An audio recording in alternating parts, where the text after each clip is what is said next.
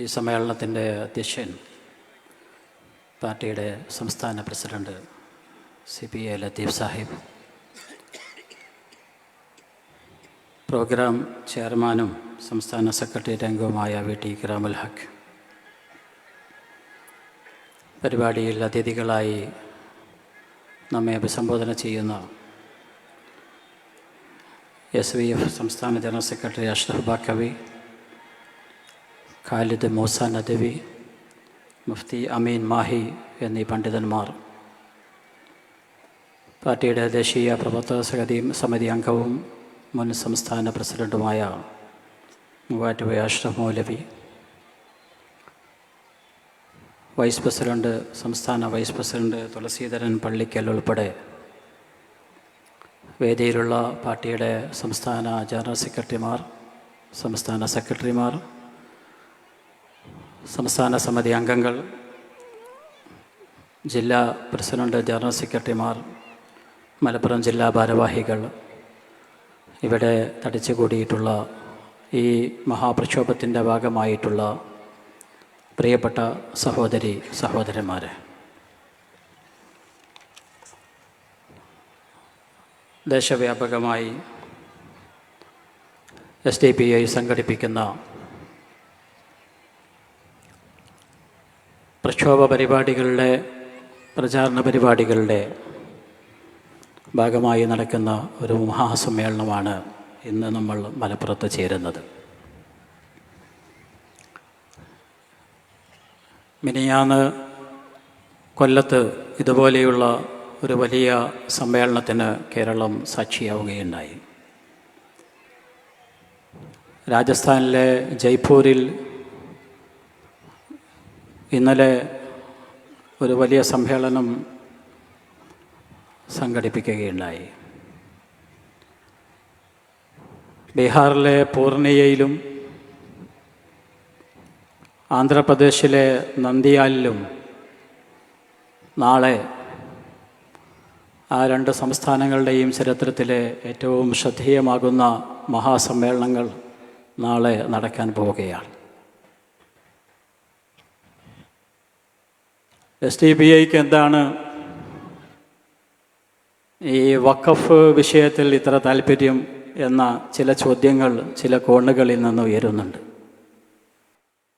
ചില ആളുകൾ ചോദിക്കുന്നത് വഖഫിൻ്റെ വിഷയത്തിൽ മുസ്ലിം ലീഗിനില്ലാത്ത താല്പര്യം എന്തിനാണ് SDPIക്ക് എന്നാണ്. ആ ചോദ്യം കേട്ടപ്പോഴാണ് ഞാനും ആലോചിച്ചത്, മുസ്ലിം ലീഗ് എന്താണ് ഇക്കാര്യത്തിൽ വഖഫ് സംരക്ഷണത്തിനായി എന്തുകൊണ്ടാണ് രംഗത്തിറങ്ങാത്തത് എന്ന് ആലോചിച്ചത്. മുസ്ലിം ലീഗ് എന്തുകൊണ്ടാണ് വഖഫ് സംരക്ഷണവുമായി രംഗത്തിറങ്ങാത്തത് എന്ന് വിശദീകരിക്കേണ്ടത് അവർ തന്നെയാണ്. SDPIയെ സംബന്ധിച്ചിടത്തോളം ഇപ്പോൾ BJP ഗവൺമെൻറ് കൊണ്ടുവരുന്ന വഖഫ് ഭേദഗതി ബിൽ 3 കാരണങ്ങളാൽ നിരാകരിക്കപ്പെടേണ്ട ഒരു വിഷയമാണ്, പ്രക്ഷോഭം സംഘടിപ്പിക്കപ്പെടേണ്ട പ്രശ്നമാണ്. ഒന്ന്, അത് അൺകോൺസ്റ്റിറ്റ്യൂഷണലാണ്, ഭരണഘടനാ വിരുദ്ധമാണ്. രാജ്യത്തെ ഭരണഘടന ഈ രാജ്യത്തെ എല്ലാ മതങ്ങൾക്കും എല്ലാ മതവിശ്വാസികൾക്കും അനുവദിച്ചു നൽകുന്ന ഭരണഘടനയുടെ 26-ാം വകുപ്പ് അനുസരിച്ചുള്ള സ്വന്തമായി മതസ്ഥാപനങ്ങൾ നടത്താനും അത് നിയന്ത്രിക്കാനുമുള്ള അവകാശത്തിന്മേലുള്ള കയ്യേറ്റമാണ്. അതുപോലെ ഇത് ആൻറ്റി മൈനോറിറ്റി ബില്ലാണ്. രാജ്യത്തെ ഏറ്റവും വലിയ ന്യൂനപക്ഷമായിട്ടുള്ള മുസ്ലിങ്ങളെ അരികവൽക്കരിക്കുവാനും അവരുടെ അസ്തിത്വം തകർക്കുവാനും ഉദ്ദേശിച്ചുകൊണ്ട് പൗരത്വ ഭേദഗതി ബില്ല് പോലെ ഇപ്പോൾ പ്രത്യേകം ടാർഗറ്റ് ചെയ്ത് നടപ്പാക്കിക്കൊണ്ടിരിക്കുന്ന മറ്റൊരു നിയമമാണ്, ഭേദഗതിയാണ് ഈ വഖഫ് ഭേദഗതി ബിൽ. അതുപോലെ BJPയെ സംബന്ധിച്ചിടത്തോളം ഈ ഭേദഗതി കൊണ്ടുവരുന്നതിൻ്റെ പിന്നിലുള്ള പ്രധാനപ്പെട്ട ഒരു ലക്ഷ്യം ഡിവൈസീവ് പൊളിറ്റിക്സാണ്. രാജ്യത്തെ ജനങ്ങളെ, ഹിന്ദുക്കളെയും മുസ്ലിങ്ങളെയും വിഭജിച്ച് മുസ്ലിം വിരോധം പരമാവധി ആളുകളുടെ മനസ്സുകളിൽ കുത്തിനിറച്ച് അതിൽ നിന്ന് വോട്ട് ബാങ്ക് രാഷ്ട്രീയം കളിക്കുക എന്നതാണ് BJP ലക്ഷ്യമാക്കിക്കൊണ്ടിരിക്കുന്നത്. അതുകൊണ്ട് തന്നെ ഒരു രാഷ്ട്രീയ പ്രസ്ഥാനം എന്ന നിലയിൽ സോഷ്യൽ ഡെമോക്രാറ്റിക് പാർട്ടി ഓഫ് ഇന്ത്യയെ സംബന്ധിച്ചിടത്തോളം ഈ നിയമത്തെ, ഈ ഭേദഗതിയെ അതിശക്തമായി എതിർത്തേ പറ്റൂ. അത് തങ്ങളുടെ ധാർമ്മികമായ ബാധ്യതയാണ് എന്ന് SDPI വിശ്വസിക്കുന്നു. ജനങ്ങളെ അതിനുവേണ്ടി രംഗത്തിറക്കേണ്ട ഉത്തരവാദിത്തമുണ്ടെന്ന് ഞങ്ങൾ വിചാരിക്കുന്നു. നാളെ ബീഹാറിൽ നടക്കാൻ പോകുന്ന മഹാസമ്മേളനത്തിൻ്റെ വിവിധ പ്രവർത്തനങ്ങളുമായി ഇന്നലെ വരെ 5 ദിവസം ഞാൻ അവിടെ ഉണ്ടായിരുന്നു. ഇവിടെ ലത്തീഫ് സാഹിബ് ഇവിടുത്തെ മുസ്ലിം സംഘടനകളെക്കുറിച്ച് പറഞ്ഞതുപോലെയുള്ള അനുഭവമല്ല അവിടെ ഉണ്ടായത്. പൂർണിയ ജില്ലയിലെ മാത്രം 100ഓളം പള്ളികളിൽ വെള്ളിയാഴ്ച പ്രാർത്ഥനാ സമയത്തും ഇമാമുമാർ 20-ാം തീയതി പൂർണിയയിലെ രംഗഭൂമി മൈതാനിയിൽ നടക്കാൻ പോകുന്ന വഖഫ് സംരക്ഷണ സമ്മേളനം അത് SDPIയുടേതല്ല, നമ്മൾ ഓരോരുത്തരുടേതുമാണ് എന്ന് പറഞ്ഞത് എൻ്റെ ചെവി കൊണ്ട് കേൾക്കാൻ എനിക്ക് സാധിച്ചു. പൂർണിയയിലെ ഏറ്റവും വലിയ ജുമാ മസ്ജിദിലാണ് ഞാൻ അന്ന് പ്രാർത്ഥനയ്ക്ക് പങ്കെടുത്തത്. അതുപോലെയുള്ള ആഹ്വാനങ്ങളാണ് പല പള്ളികളിലും ഉണ്ടായത്. അവിടെയും SDPI മാത്രമാണ് ഈ ഉത്തരവാദിത്തം ഏറ്റെടുത്തുകൊണ്ട് രംഗത്തിറങ്ങിയത് എന്നതാണ് ആ അർത്ഥത്തിലുള്ള പിന്തുണ സമൂഹത്തിൽ നിന്ന് കേവലം ആശീർവാദമായി മാത്രമല്ല, തങ്ങളുടെ വാക്കുകളാലും പ്രവൃത്തികളാലുമുള്ള പങ്കാളിത്തമായി ഉണ്ടായിക്കൊണ്ടിരിക്കുന്നത് എന്ന് നാം മനസ്സിലാക്കണം. നമുക്കറിയാം, രാജ്യത്തെ വഖഫുകൾ സംരക്ഷിക്കുന്നതിന് വേണ്ടി 1913 മുതൽ നിയമങ്ങൾ ഉണ്ടാകാൻ തുടങ്ങിയിട്ടുണ്ട്. കഴിഞ്ഞ നൂറ്റാണ്ടിൻ്റെ അവസാനത്തിൽ ഒരു വഖഫ് സ്വത്തുമായി ബന്ധപ്പെട്ട നിയമപ്രശ്നം ബ്രിട്ടനിലെ കോടതിയിൽ എത്തിയപ്പോഴാണ് ബ്രിട്ടീഷുകാർ ഇത്തരമൊരു പ്രശ്നമുണ്ടാകുമ്പോൾ അതിൽ തീരുമാനമെടുക്കുന്നതിന് ആവശ്യമായിട്ടുള്ള നിയമമില്ല എന്ന് മനസ്സിലാക്കി അവർ 1913 ആദ്യമായി ഒരു വഖഫ് നിയമം മുസ്ലിങ്ങൾക്ക് വേണ്ടി ഉണ്ടാക്കിയത്. അത് കുറെ കൂടി പരിഷ്കരിച്ച് 1923 കുറെ കൂടി കാര്യക്ഷമമായ ഒരു നിയമം അവർ രൂപീകരിക്കുകയുണ്ടായി, ഒരു ആക്ട് രൂപീകരിക്കുകയുണ്ടായി. പിന്നീട് രാജ്യം സ്വതന്ത്രമായതിനു ശേഷം 1954 സ്വതന്ത്ര ഇന്ത്യയിൽ ഒരു വഖഫ് ആക്ട് നിലവിൽ വന്നു.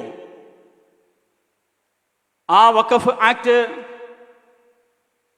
കൂടുതൽ അതിൻ്റെ ഭാഗമായുള്ള ചില കമ്മിറ്റികൾ, ഇടക്കാലത്ത് ചില കമ്മിറ്റികൾ വഖഫിനെ കുറിച്ച് പഠിക്കാൻ വിവിധ സർക്കാരുകൾ നിയോഗിച്ചിട്ടുണ്ടായിരുന്നു. അതുപോലെ ഏറ്റവും അറിയപ്പെട്ട സച്ചാർ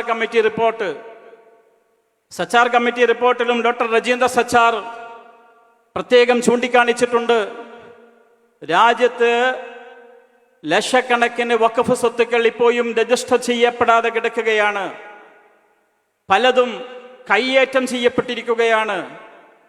അതുകൊണ്ട് വഖഫ് സ്വത്തുക്കൾ സംരക്ഷിക്കുന്നതിന് കാര്യക്ഷമമായ നിയമം വേണം എന്ന് സച്ചാർ കമ്മിറ്റി റിപ്പോർട്ടും പരാമർശിച്ചിട്ടുണ്ടായിരുന്നു. അതുപോലെ ന്യൂനപക്ഷ മന്ത്രിയായിരുന്ന കെ റഹ്മാൻ കമ്മിറ്റി റിപ്പോർട്ട്, അദ്ദേഹം വഖഫ് എൻക്രോച്ച്മെന്റിനെ കുറിച്ച് പഠിച്ച് സർക്കാരിന് നൽകിയിട്ടുള്ള റിപ്പോർട്ടിന്റെ അടിസ്ഥാനത്തിൽ ഏതാണ്ട് രാജ്യത്തുള്ള വഖഫ് സ്വത്തുക്കളിൽ 27% ഉത്തർപ്രദേശിലാണ് എന്നും ഉത്തർപ്രദേശിലുള്ള 27% വഖഫ് സ്വത്തുക്കളിൽ പകുതിയിലധികവും അന്യാധീനപ്പെട്ട് കിടക്കുകയാണ് എന്നും അദ്ദേഹം സർക്കാരിന് റിപ്പോർട്ട് ചെയ്യുകയുണ്ടായി. ആ റിപ്പോർട്ടിന്റെ അടിസ്ഥാനത്തിലാണ് പിന്നീട് 1995 ഇപ്പോൾ നിലവിലുള്ള വഖഫ് ആക്ട് നിലവിൽ വന്നത്. ആ വഖഫ് ആക്ട് ഭേദഗതി ചെയ്തുകൊണ്ടുള്ള പുതിയ ഭേദഗതിയാണ്. ഏതാണ്ട് 44 ഭേദഗതികളോട് കൂടിയുള്ള ഒരു ഭേദഗതിയാണ്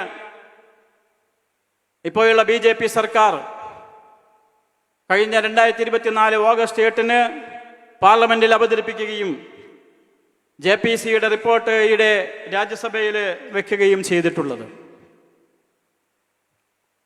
എന്താണ്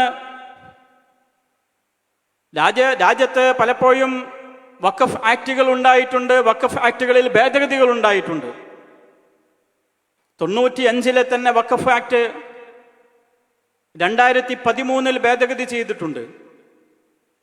അപ്പോഴൊന്നുമില്ലാത്ത എതിർപ്പ് എന്തിനാണ് ഇപ്പോൾ ഒരു ഭേദഗതി കൊണ്ടുവരുമ്പോൾ ഉണ്ടാകുന്നത് എന്ന ചോദ്യം ഉയരുന്നുണ്ട്. യഥാർത്ഥത്തിൽ 95 വഖഫ് ആക്ട് 2013 സർക്കാർ ഭേദഗതി ചെയ്തത് ആ വഖഫ് ആക്ടിലുള്ള ചില ലൂപ്പ് ഹോൾസ് അടക്കുന്നതിന് വേണ്ടിയും കുറെ കൂടി കാര്യക്ഷമമാക്കുന്നതിന് വേണ്ടിയുമായിരുന്നു. എന്നാൽ ഇപ്പോൾ 95 വഖഫ് ആക്ട് ഭേദഗതി ചെയ്തുകൊണ്ട് BJP കൊണ്ടുവരുന്ന ഭേദഗതി ബില്ല് വഖഫിനെ കാര്യക്ഷമമാക്കുന്നതിന് വേണ്ടിയല്ല, പകരം വഖഫിനെ തകർക്കുന്നതിന് വേണ്ടിയാണ്. ഇതാണ് വ്യത്യാസം. 3 പ്രധാനപ്പെട്ട മാറ്റങ്ങൾ ഭേദഗതിയിലൂടെ കൊണ്ടുവരാൻ പോവുകയാണ്. ഒന്ന്, വഖഫ് ബോർഡിന്റെ ഘടനയിൽ മാറ്റം വരുത്താൻ പോകുന്നു. മറ്റൊന്ന്, വഖഫ് ചെയ്യുന്നതിനുള്ള മാനദണ്ഡങ്ങൾ മാറ്റം വരുത്താൻ പോകുന്നു. മൂന്നാമത്തേത്, വഖഫ് ബോർഡിന്റെ അധികാരങ്ങൾ വെട്ടിച്ചുരുക്കുന്നു. അതിൽ ആ എല്ലാ കാര്യങ്ങളും ഓരോന്നോരോന്നായി വിശദീകരിക്കാൻ ഞാനിപ്പോൾ സമയം കളയുന്നില്ല. നിരവധി പ്രാസംഗികന്മാർ ഇവിടെയുണ്ട്. അവരുടെയൊക്കെ പ്രസംഗങ്ങളിൽ എല്ലാ ഭാഗങ്ങളും കേൾക്കാൻ നമുക്ക് സാധിക്കുമെന്ന് ഞാൻ പ്രതീക്ഷിക്കുകയാണ്. വഖഫിന്റെ ഘടനയിലുള്ള മാറ്റം നമ്മൾ പൊതുവെ പറഞ്ഞു കേൾക്കുന്നുണ്ട്. വഖഫ് ബോർഡിൽ 2 അമുസ്ലിങ്ങളെ നിർബന്ധമായി ഉൾപ്പെടുത്തണമെന്ന് വ്യവസ്ഥ ചെയ്യുന്നുവെന്ന്. എന്നാൽ അങ്ങനെയല്ല സഹോദരി സഹോദരന്മാരെ. അതിനേക്കാൾ ഭീകരമാണ് ഭരണഘടനയിൽ വരാൻ പോകുന്ന മാറ്റം. നിലവിൽ സെൻട്രൽ വഖഫ് കൗൺസിൽ നമുക്കറിയാം, 21 അംഗങ്ങളുള്ള ഒരു സമിതിയാണ് സെൻട്രൽ വഖഫ് കൗൺസിൽ. സെൻട്രൽ വഖഫ് കൗൺസിലിന്റെ ചെയർമാൻ കേന്ദ്ര മൈനോറിറ്റി മന്ത്രിയായിരിക്കുമെന്നാണ് വ്യവസ്ഥ. അദ്ദേഹം എക്സ് ഒഫീഷ്യോ ചെയർപേഴ്സൺ ആയിരിക്കും. അദ്ദേഹം ഒരുപക്ഷെ മുസൽമാൻ അല്ലാത്ത ആളായിരിക്കാം. എന്നാൽ സെൻട്രൽ വഖഫ് കൗൺസിൽ വരുന്ന ബാക്കിയുള്ള 20 ആളുകളും മുസ്ലിങ്ങളാകണമെന്നായിരുന്നു വ്യവസ്ഥ. എന്നാൽ ഇനി ഉണ്ടാകാൻ പോകുന്നത് എന്താണ്? ഇനി വരാൻ പോകുന്നത് സെൻട്രൽ വഖഫ് കൗൺസിലിലെ 4 ആളുകൾ ഒഴികെ ബാക്കിയുള്ളവർ എല്ലാവരും മുസ്ലിങ്ങളാകണമെന്ന് നിയമമില്ല.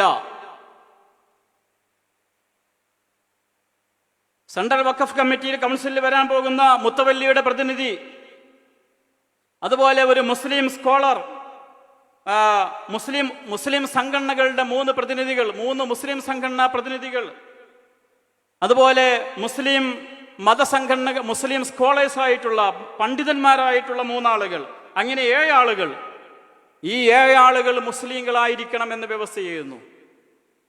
7 പേർ 21 ആളുകളിൽ 7 പേർ മുസ്ലിങ്ങളായിരിക്കണം എന്ന് വ്യവസ്ഥ ചെയ്യുന്നു. ബാക്കിയുള്ള ആളുകളുടെ കാര്യത്തിൽ അവർ മുസ്ലിങ്ങളായിരിക്കണമെന്ന് 95 വഖഫ് ആക്ടിലുള്ള ആ ക്ലോസ് പുതിയ ഭേദഗതിയിൽ നിന്ന് എടുത്തു കളഞ്ഞിരിക്കുകയാണ്. അതിന് പുറമെയാണ് 2 പേർ നിർബന്ധമായും മുസ്ലിങ്ങളല്ലാത്തവരായിരിക്കണമെന്ന വ്യവസ്ഥ വെച്ചിരിക്കുന്നത്. അതുപോലെ സ്റ്റേറ്റ് വഖഫ് ബോർഡുകൾ, എല്ലാ സംസ്ഥാനങ്ങളിലും വഖഫ് സ്വത്തുക്കൾ നിയന്ത്രിക്കുന്നത് വഖഫ് ബോർഡുകളാണ്. വഖഫ് ബോർഡിൽ എത്ര അംഗങ്ങളാണ് ഉണ്ടായിരുന്നത്? 8 മുതൽ 12 വരെ എന്നായിരുന്നു ഇതുവരെ ഉണ്ടായിരുന്നത്. 8 മുതൽ 12 വരെ, അതായത് ചുരുങ്ങിയത് 8 പേർ ഉണ്ടായിരിക്കണം, പരമാവധി 12. ഇപ്പോൾ BJP കൊണ്ടുവന്ന ഈ ഭേദഗതി ബില്ലിലെ ഏറ്റവും വലിയ തട്ടിപ്പ് എന്താണെന്നറിയുമോ? ഈ രീതി ഒഴിവാക്കിയിട്ട് അപ് ടു 11 എന്ന് ചേർത്തിരിക്കുകയാണ്. 11 വരെ എന്ന് വെച്ചാൽ 5 ആയാലും കുഴപ്പമില്ല, 3 ആയാലും കുഴപ്പമില്ല, 7 ആയാലും കുഴപ്പമില്ല. സംസ്ഥാന വഖഫ് ബോർഡിൽ നേരത്തെ 95 നിയമം അനുസരിച്ച് ചുരുങ്ങിയത് 8 പേർ ഉണ്ടായിരിക്കണമെന്ന വ്യവസ്ഥ ഇല്ലാതാക്കി 11 വരെ ആളുകൾ ഉണ്ടായിരിക്കണമെന്ന രീതിയിൽ അതിനെ മാറ്റം വരുത്തിയിരിക്കുന്നു. മാത്രമല്ല, ആ 11 ആളുകളിൽ 4 പേർ മാത്രമേ മുസ്ലിംകളായിരിക്കണം എന്ന് ബില്ല് പറയുന്നുള്ളൂ. അതിൽ ഒന്ന് മുത്തവല്ലിയുടെ പ്രതിനിധിയായിട്ടുള്ള ഒരാൾ, ഒരു മുസ്ലിം പണ്ഡിതൻ.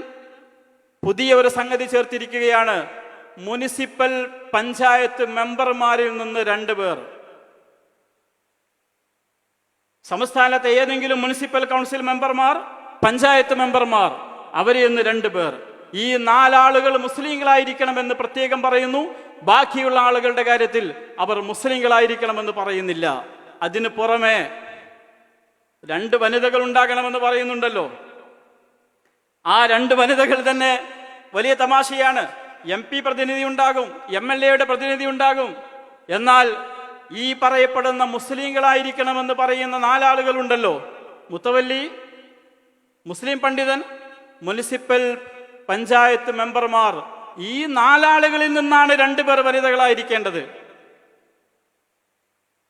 വഖഫ് ബോർഡിലെ ബാക്കിയുള്ള 11 മെമ്പർമാരിൽ നിന്നല്ല, ആ 11-ലെ മുസ്ലിങ്ങളായിരിക്കണമെന്ന് വ്യവസ്ഥ ചെയ്തിട്ടുള്ള 4 ആളുകളിൽ നിന്നാണ് വനിതകളെ ചേർക്കേണ്ടത്.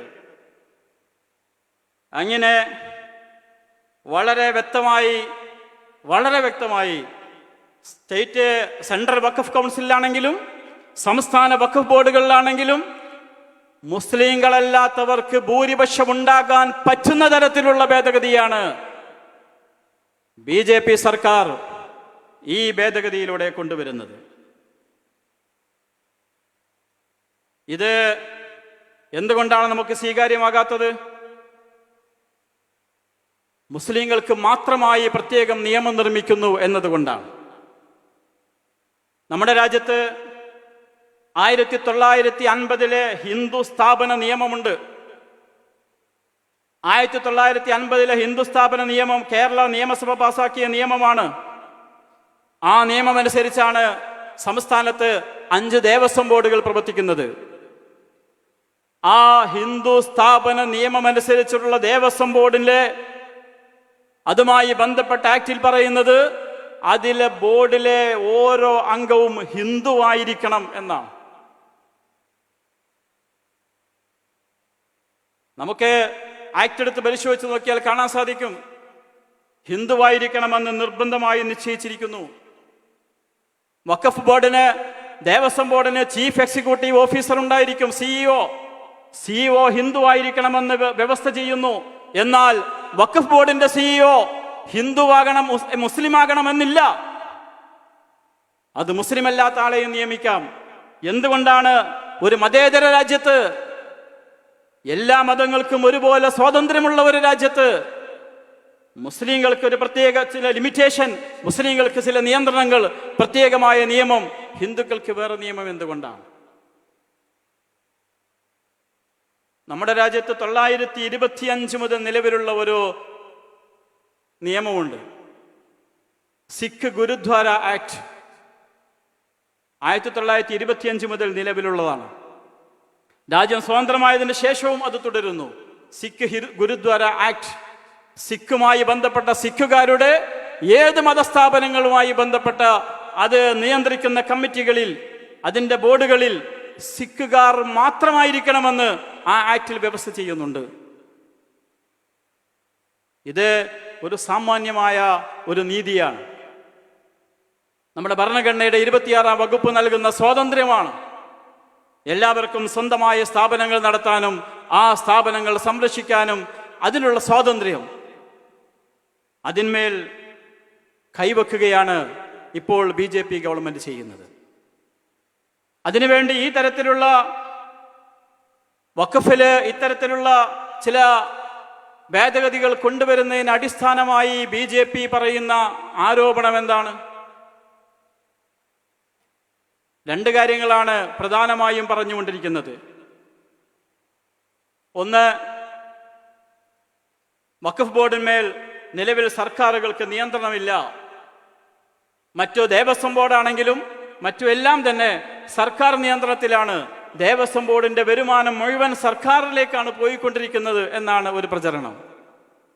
കേരള നിയമസഭയിലടക്കം സർക്കാരിന്റെ പ്രതിനിധികൾ പല പ്രാവശ്യം വ്യക്തമാക്കിയിട്ട് പോലും ദേവസ്വം ബോർഡുകളുടെ വരുമാനത്തിന്റെ 1 രൂപ പോലും സർക്കാരിന്റെ ട്രഷറിയിലേക്ക് പോകുന്നില്ല. അത് അതാത് ദേവസ്വം ബോർഡുകളുടെ പേരിലുള്ള ബാങ്ക് അക്കൗണ്ടുകളിലാണ് നിക്ഷേപിക്കപ്പെടുന്നത്.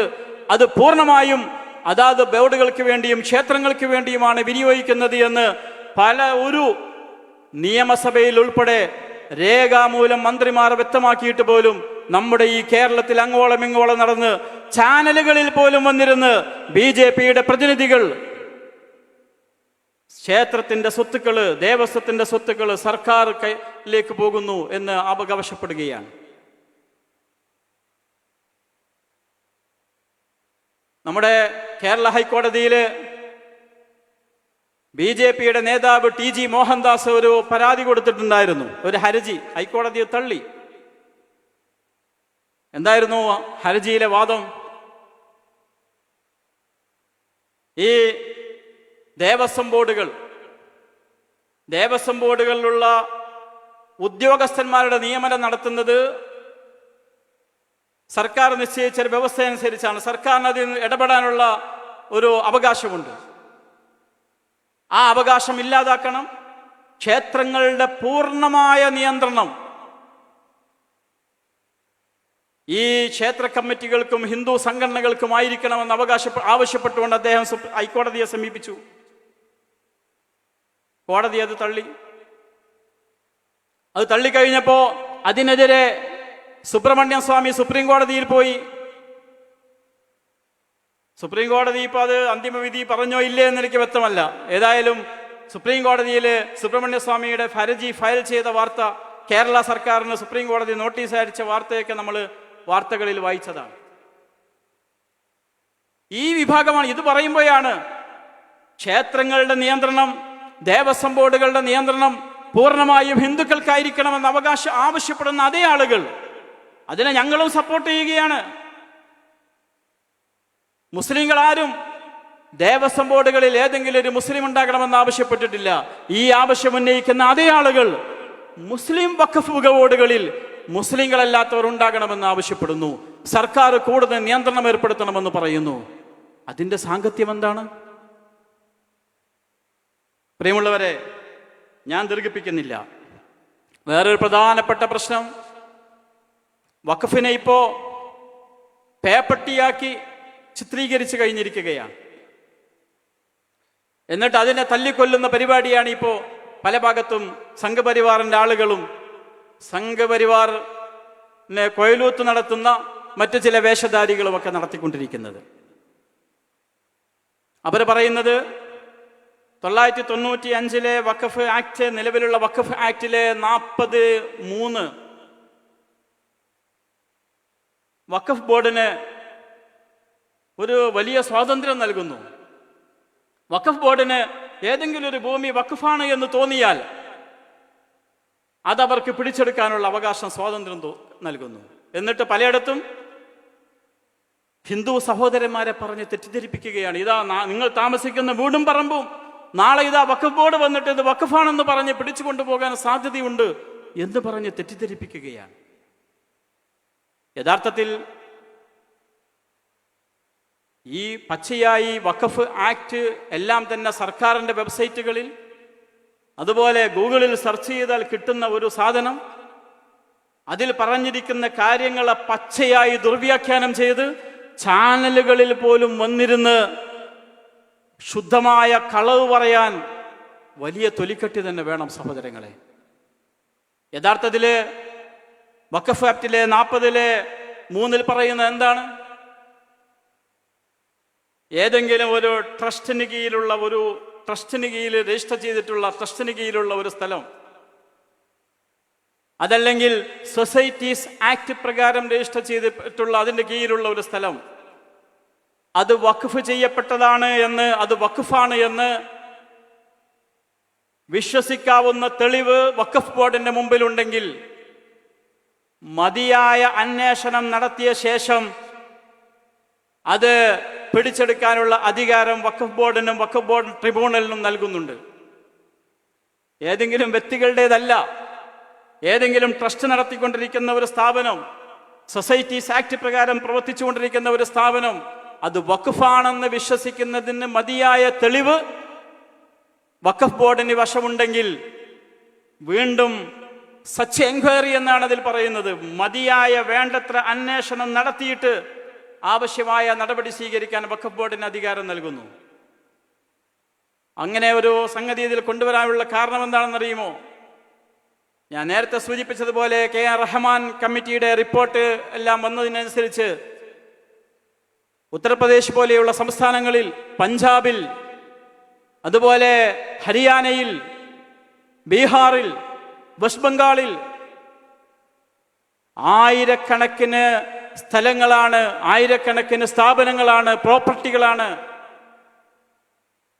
വഖഫിൽ രജിസ്റ്റർ ചെയ്യപ്പെട്ട ശേഷം പല ആളുകളും കൈയടക്കി വെച്ച് അവരുടേതായിട്ടുള്ള സ്ഥാപനങ്ങൾ നടത്തി അതിൽ നിന്ന് വരുമാനമുണ്ടാക്കി കൊണ്ടുപോകുന്നത്. സമൂഹത്തിന് പൊതുവായി ഉപകാരപ്പെടേണ്ട ഇത്തരം സംഗതികൾ വഖഫ് ബോർഡിന്റെ നിയന്ത്രണത്തിലായിരിക്കണമെന്ന ആ വ്യവസ്ഥ പാലിക്കപ്പെടാതെ പോകുന്നത്. അത്തരം ധാരാളം തെളിവുകൾ ലഭിച്ചതിൻ്റെ അടിസ്ഥാനത്തിലാണ് ആ തരത്തിലുള്ള ഒരു വ്യവസ്ഥ കൊണ്ടുവന്നിട്ടുള്ളത് എന്ന് നമ്മൾ മനസ്സിലാക്കണം. ഇവിടെ യഥാർത്ഥത്തിൽ വസ്തുതകളെ പൂർണ്ണമായും നിരാകരിച്ചുകൊണ്ട്, നമ്മുടെ ഭരണഘടന നൽകുന്ന താല്പര്യത്തെ പൂർണ്ണമായും നിരാകരിച്ചുകൊണ്ട് ഒരു സമൂഹത്തെ രാജ്യത്തിന് മുഴുവൻ ശത്രുക്കളാക്കി നിർത്തുന്ന രീതിയിൽ, സമൂഹത്തിന് മുമ്പിൽ അവരെ എതിരാളികളാക്കി, അവരെ ചോദ്യചിഹ്നങ്ങളാക്കി നിർത്തുന്ന രീതിയിൽ, വഖഫ് എന്നതിനെ തന്നെ ഒരു ഭീകരതയാക്കി മാറ്റാൻ സാധിക്കുന്ന രീതിയിൽ ഈ വഖഫ് ഭേദഗതി ബില്ല് കൊണ്ടുവരുന്ന BJPയോടും സംഘപരിവാറിനോടും മോദിയോടും എനിക്കൊന്നാണ് പറയാനുള്ളത്. നേരത്തെ ഇക്രാം സാഹിബ് ഇവിടെ സൂചിപ്പിച്ചതുപോലെ ഈ വഖഫ് ഭേദഗതി ബില്ല് നരേന്ദ്രമോദിയെ ഒരു തീരാശാപമായി പിടികൂടുക തന്നെ ചെയ്യും എന്ന് ഈ ജനാവലിയെ സാക്ഷി നിർത്തി പറയാൻ ആഗ്രഹിക്കുകയാണ്. അത് മോദിയുടെയും BJPയുടെയും ഭരണത്തിനും ഹുങ്കിനും അവസാനം കുറിക്കുന്ന കാര്യത്തിലും യാതൊരു സംശയവും വേണ്ട. വഖഫ് അള്ളാഹുവിൻ്റെതാണ്. അത് ദൈവത്തിന് വേണ്ടി നൽകിയിട്ടുള്ളതാണ്. ദേവസ്വം ദൈവത്തിന്റെ സ്വത്താണ്, ദൈവത്തിന്റെ സ്വത്താണ്. അതുപോലെ തന്നെയാണ് ദൈവത്തിന് വേണ്ടി ഹിന്ദു സഹോദരന്മാർ നൽകിയിട്ടുള്ള സ്വത്ത്, ദേവസ്വത്തിന്റെ സ്വത്തുക്കൾ മറ്റുള്ളവർ കൈയടക്കാൻ പാടില്ല.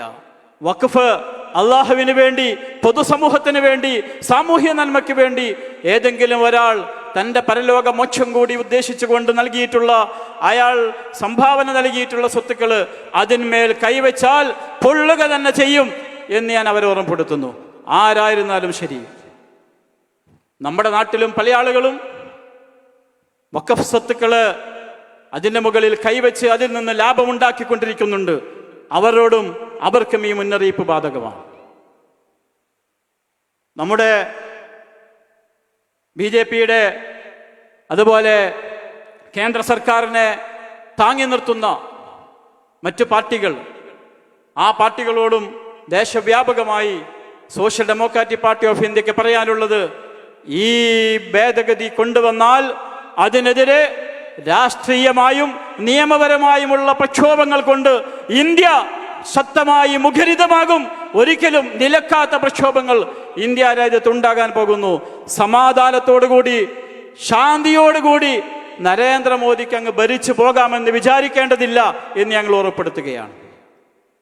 മതത്തിന്റെ അടിസ്ഥാനത്തിൽ പൗരത്വ ഭേദഗതി ബില്ല് കൊണ്ടുവന്നു. അതിനുശേഷം നടന്ന തെരഞ്ഞെടുപ്പിൽ ഇപ്പോ നരേന്ദ്രമോദി വികലാംഗനായി മാറിയിരിക്കുന്നു. അതിന് ഓരോ നിതീഷ് കുമാറിന്റെയും ഒരു ചന്ദ്രബാബു നായിഡുവിന്റെയും പിന്തുണയില്ലാതെ മുന്നോട്ട് പോകാൻ പറ്റാത്തവനായി മോദി സർക്കാർ മാറിയിരിക്കുന്നു.